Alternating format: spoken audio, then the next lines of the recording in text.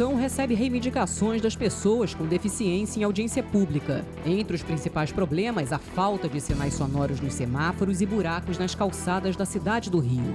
As nossas expectativas é que todas as pessoas com deficiência sejam assistidas e tenham acolhimento aqui no Rio de Janeiro.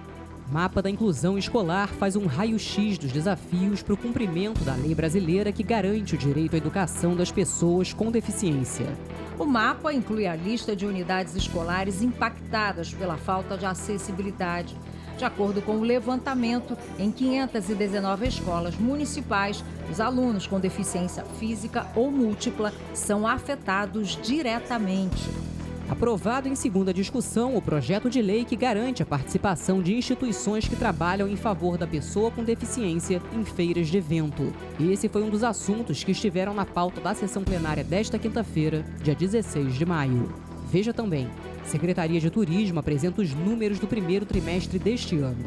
A cidade recebeu mais visitantes se comparado com o mesmo período do ano passado. Um dos motivos? O show da Madonna. A vinda da cantora gerou 170 voos extras no aeroporto Rio Galeão. Um movimento 20% maior na rodoviária Novo Rio no final de semana do show e 100% de ocupação dos hotéis de Copacabana e Leme no dia da apresentação. E a despedida a Polinho. O corpo do jornalista esportivo e ex-técnico do Flamengo foi enterrado no cemitério de Botafogo. É agora, no CRN2.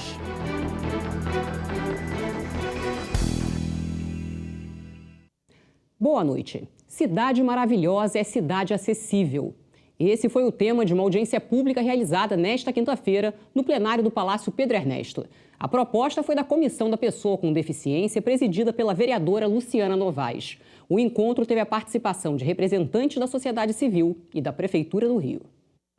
Lídia tem 47 anos e há 5 perdeu completamente a visão. E o que eu ia fazer nessa nova condição? Foram as portas da reabilitação que me deu a condição de continuar.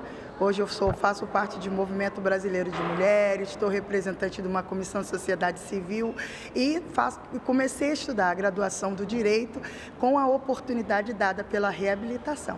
Matheus mora em Padre Miguel, na zona oeste do Rio, e enfrenta dificuldades para ir estudar a 46 quilômetros de distância de casa.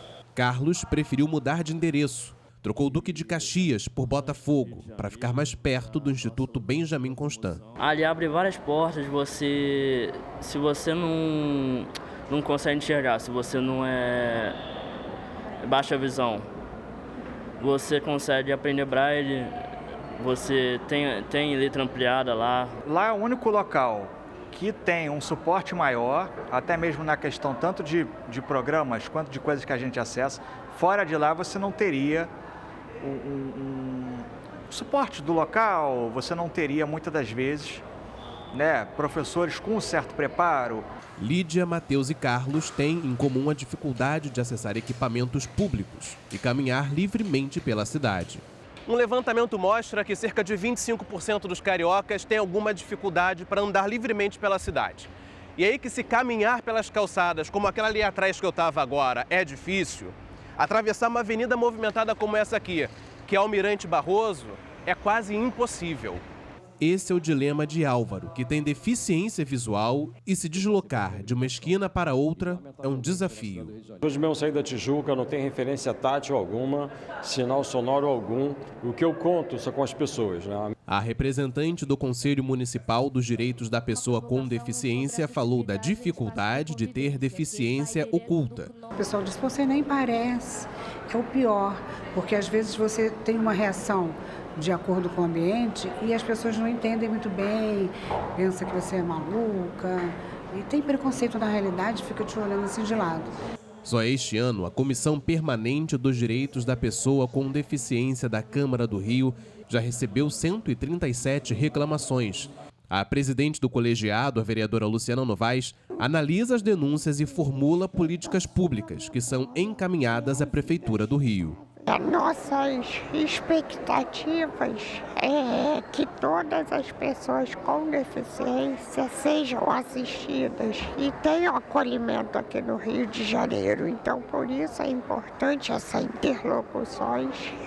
Nós acolhemos todas as demandas que foram feitas aqui na audiência e vamos estar interlocutando com a Prefeitura para que essas demandas sejam resolvidas. A representante da Secretaria Municipal da Pessoa com Deficiência, que participou da audiência pública, garante que a Prefeitura tem trabalhado para melhorar a acessibilidade em toda a cidade. A gente tem tanto atividades internas de atendimentos às pessoas com deficiência e as extramuros, conversando com os parceiros, com as outras pastas de governo e vendo de que forma a gente pode ajudar com projetos de inclusão, de acessibilidade, desenvolvendo estratégias e soluções. Bom, e agora a gente fala de educação e inclusão, porque a Frente Parlamentar em Defesa desse assunto, criada na Câmara Municipal, fez um mapa sobre a situação nas escolas da rede municipal. O levantamento mostra que em mais de 500 escolas, os alunos com deficiência física ou múltipla são afetados diariamente. O documento foi apresentado pela vereadora Luciana Boatê. O estudo, que traz dados referentes ao ano letivo de 2023, é um raio-x dos desafios do cumprimento da Lei Brasileira de Inclusão, que garante o direito à educação das pessoas com deficiência. O levantamento foi feito a partir do cruzamento de informações disponibilizadas por requerimentos e dados georreferenciados da Prefeitura do Rio.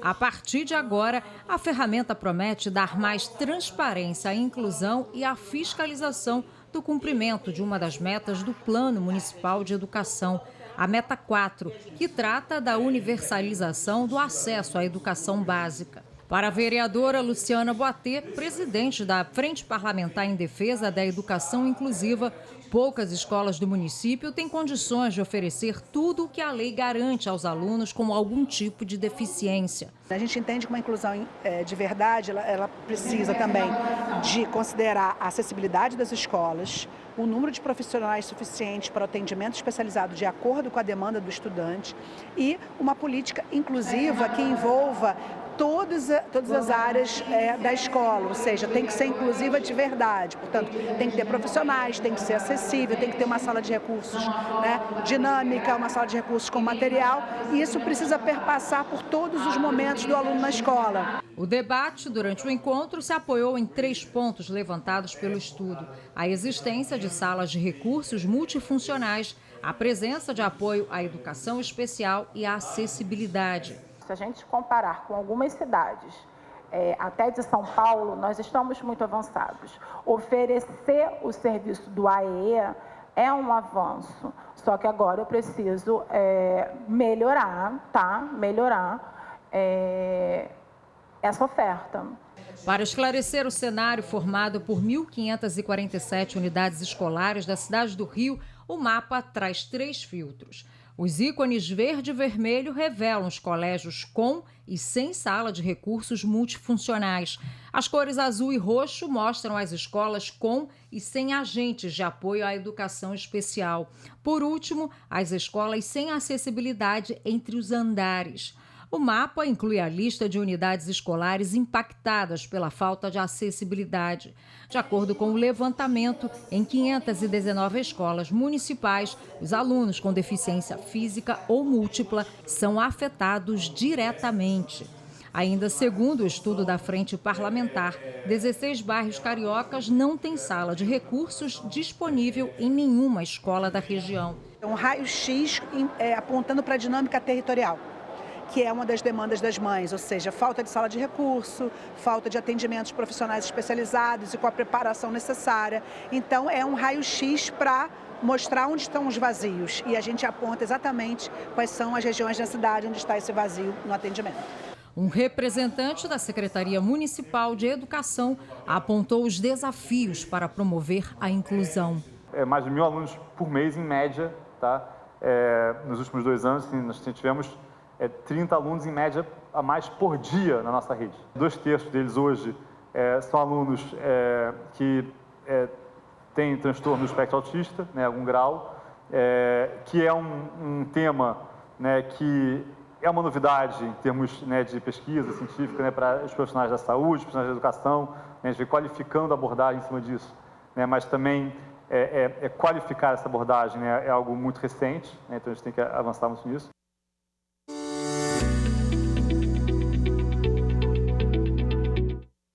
Olá, o tempo nesta quinta-feira, aqui na cidade do Rio, foi influenciado pela entrada de ventos úmidos do oceano. O dia começou com o céu encoberto e, ao longo do dia, houve diminuição da nebulosidade, passando a parcialmente nublado a claro agora à tarde. Houve registro de chuvisco e chuva fraca em pontos isolados da cidade no período da madrugada e da manhã. E a temperatura máxima registrada foi de 33 graus agora à tarde no Jardim Botânico. Para essa noite, a previsão é de céu claro a parcialmente nublado e não há previsão de chuva. Já para amanhã, sexta-feira, a previsão é de céu claro a parcialmente nublado na cidade, não há previsão de chuva e a temperatura máxima prevista é de 35 graus. Para mais informações, siga as nossas redes sociais e baixe o aplicativo cor.rio.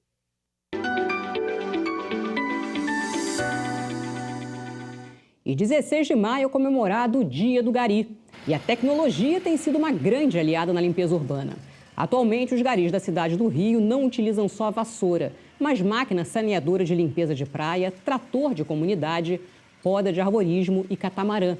E apontando a câmera do celular para este QR Code, você vai acompanhar um episódio do podcast O Rio Tá On, da Câmara Municipal, gravado com Renato Sorriso, um dos garis mais conhecidos no Brasil. Ele trabalha na Conlurb desde 1995.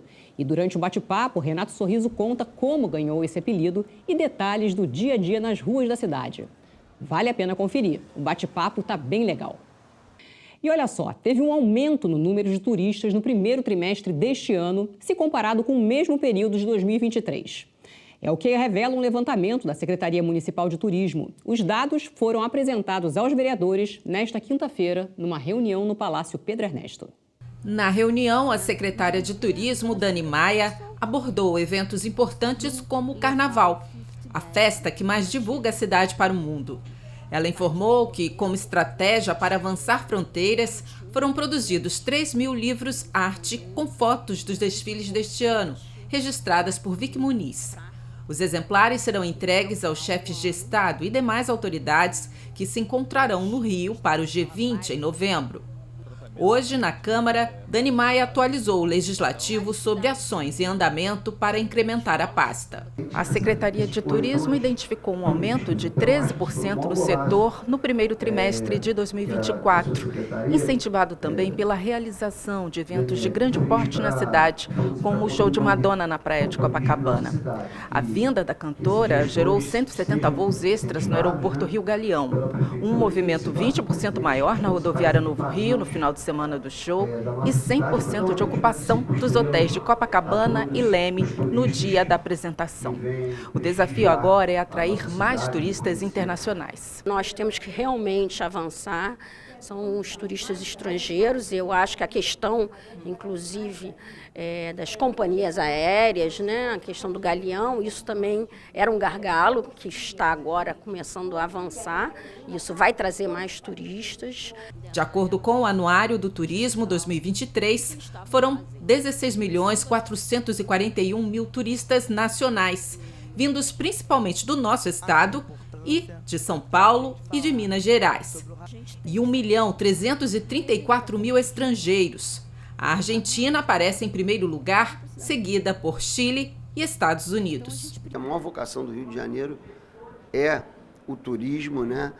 Que através do turismo a gente consegue alavancar a economia da cidade, a geração de empregos, então a prefeitura tem que se fazer presente. O trabalho dos gestores dos corredores turísticos, eu acho, foi muito interessante, acho que soma para a cidade e ajuda a dar um carinho, uma grande recepção àqueles que vêm de fora do país ou de fora da cidade, prestigiar a nossa cidade. E a seguir, a repercussão da morte do jornalista esportivo e ex-técnico do Flamengo, Apolinho. Projeto de lei que garante a participação de instituições que trabalham em favor da pessoa com deficiência em feiras de eventos é aprovado em segunda discussão. O CRN2 volta já. É só um minuto.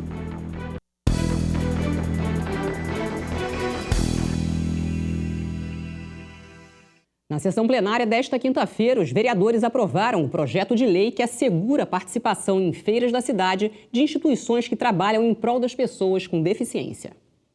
A sessão começou com o pedido da presidência da Câmara Municipal de 1 minuto de silêncio em homenagem ao apresentador Antero Greco, ao narrador Silvio Luiz e ao radialista Washington Rodrigues, o Apolinho, ícones do jornalismo esportivo que morreram nas últimas horas. 3 grandes profissionais fizeram história na nossa geração esportiva, que sempre serão lembrados e deixarão boas lembranças. Então, 1 minuto de silêncio, por favor.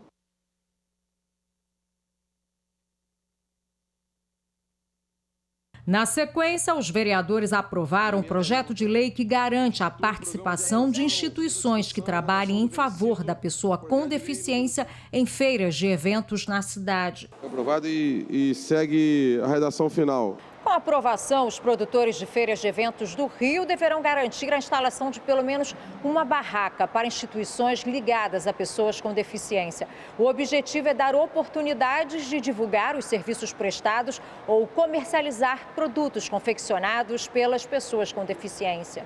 Durante a sessão, os parlamentares adiaram a votação de 5 propostas e rejeitaram o projeto de lei que proíbe o emprego de nome comercial, razão social ou marca em equipamentos de transporte público no município. Projeto rejeitado e segue o arquivo.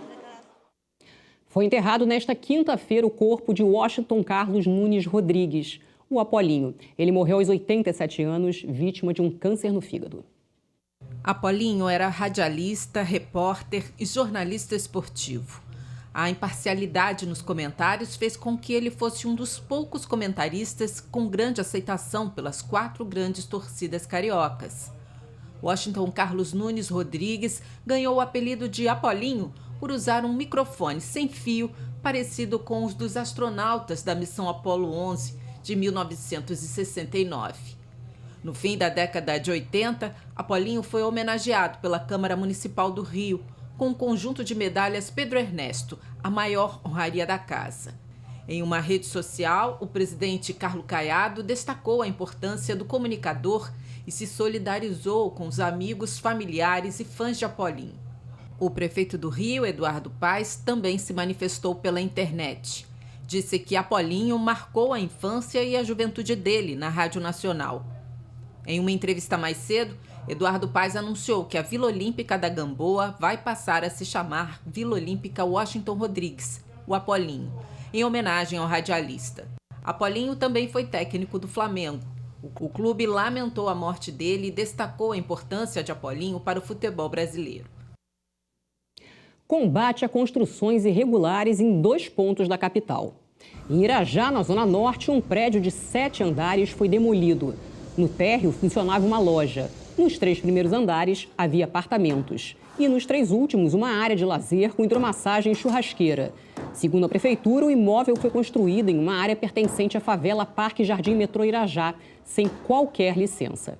Também nesta quinta-feira, teve uma outra operação na Estrada das Canárias, na Ilha do Governador, onde 14 imóveis foram demolidos.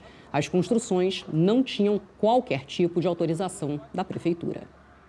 E várias atividades em homenagem às mães foram promovidas nesta quinta-feira pelas comissões de defesa dos direitos da criança e do adolescente e de combate ao racismo da Câmara Municipal. A ação celebrou o Dia das Mães de uma maneira especial, com uma programação gratuita e diversificada. A gente sabe que ser mãe acaba se tornando uma forma de ativismo muito importante, né, pela garantia de dignidade para todas as pessoas desde o começo da vida. A gente sabe que isso também gera muita sobrecarga, então nesse momento de exaltação, de reconhecimento das mães é de extrema importância também. Para as crianças, o espaço ofereceu atividades como contação de histórias e brincadeiras, coordenadas pela Comissão de Defesa dos Direitos da Criança e do Adolescente. O evento também contou com uma feira de mães empreendedoras, exposição de fotos, rodas de samba e um baile black. A ideia foi valorizar o papel das mães na sociedade. Mulheres empreendedoras receberam moções de congratulações. Ana trabalhou 12 anos como vigilante e há 17 começou a empreender. Nesta quinta-feira, recebeu a primeira homenagem em reconhecimento à sua marca. A gente acredita porque sabe do que é aquilo que a gente está fazendo, mas fazer o outro acreditar e conhecer o nosso trabalho é algo muito difícil. Para mim, hoje, eu posso não vender nada, mas eu ganhei o melhor presente do mundo. Assim como Ana, Maria Adelaide também é mãe empreendedora. A filha foi a grande inspiração. É um reconhecimento do nosso trabalho, reconhecimento meu como mãe, né, que viemos até hoje como mãe empreendedora, que carrega seu filho desde pequeno para os eventos, e ter esse reconhecimento nesse local aqui no Rio de Janeiro é maravilhoso. Para homenagear o trabalho e o ativismo das mães negras, a Comissão Especial de Combate à Violência e ao Racismo no Ambiente Obstétrico promoveu 2 rodas de conversa. As atividades aconteceram ao longo do dia. À noite, no plenário do Palácio Pedro Ernesto, foram entregues moções e medalhas. Mães ativistas e projetos de mães receberam moções de congratulações. A atleta Aline Silva, lutadora brasileira de luta olímpica e fundadora do Mempodera e da Firmeza Token, recebeu o título Hélio Gracie. Ser reconhecida nessa solenidade, podendo estar perto das pessoas que você admira e acompanha, é reconhecimento dobrado, né, do nosso trabalho, e é também gratificante. O Samba das Rosalinas, roda de samba que acontece em Madureira e acolhe mulheres, mães e filhos, recebeu a medalha Chiquinha Gonzaga. Eu sou formada em jornalismo, onde muitas mulheres pretas não chegam à universidade. Chegar aqui no plenário, na Casa do Povo, é muito importante. Coordenadora estadual do Movimento Negro Unificado e referência na luta pela resistência negra no Brasil, Dona Leninha foi homenageada com o conjunto de medalhas Pedro Ernesto. A iniciativa das homenagens foi da vereadora Thaís Ferreira. Fazer esse reconhecimento, para nós, é de grande importância.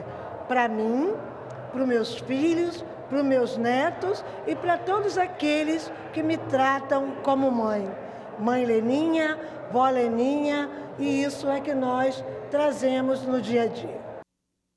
E logo depois do CRN2 tem o Câmara Rio Entrevista. No programa de hoje, Mariana Rosadas conversa com Lúcio Pacheco, um dos criadores do Beco do Rato, na Lapa. O espaço é referência para o samba e a cultura carioca. Um botequim na rua Joaquim Silva, na Lapa, que abriu as portas despretensiosamente e se tornou um celeiro de bambas. Quando os mineiros Márcio e Lenira chegaram aqui, a esquininha onde moraram Chiquinha Gonzaga e Madame Satã e por onde circulavam frequentemente Manuel Bandeira, Noel Rosa, Senhor e Portinari, estava esquecida. O casal abriu um depósito de bebidas e fez boa clientela. Aos poucos, as pessoas começavam a parar às quintas e sextas-feiras para tomar uma cervejinha. Aí eles começaram a funcionar também aos finais de semana, o movimento aumentou e surgiu a ideia de uma roda de samba.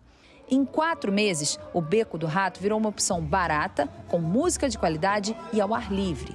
Apesar de só terem 2 banheiros e uma geladeira que não dava vazão, talentos do cinema, da poesia e do choro foram fazendo daquele ali um point da Lapa. O Beco do Rato virou aí nosso pavilhão, nossa central de encontros ali, onde muitas coisas interessantes aconteceram, versos de improviso, muito bate-papo, muita resenha.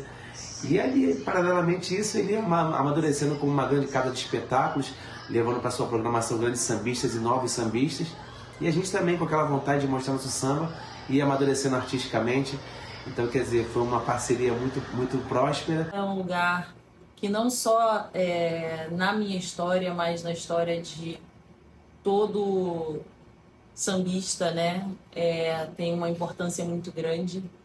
Eu sou até suspeita de falar porque é um lugar que eu amo. As vivências e as experiências naquele lugar têm um valor imensurável.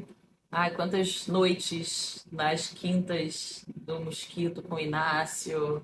A minha visita mais recente foi na segunda-feira no Armandinho. Enfim, já vivi muitas histórias com muitas pessoas queridas. Eu acho que a importância hoje do Beco do Rato para o samba é a mesma importância que teve o Beco das Garrafas de Copacabana para a MPB, entendeu?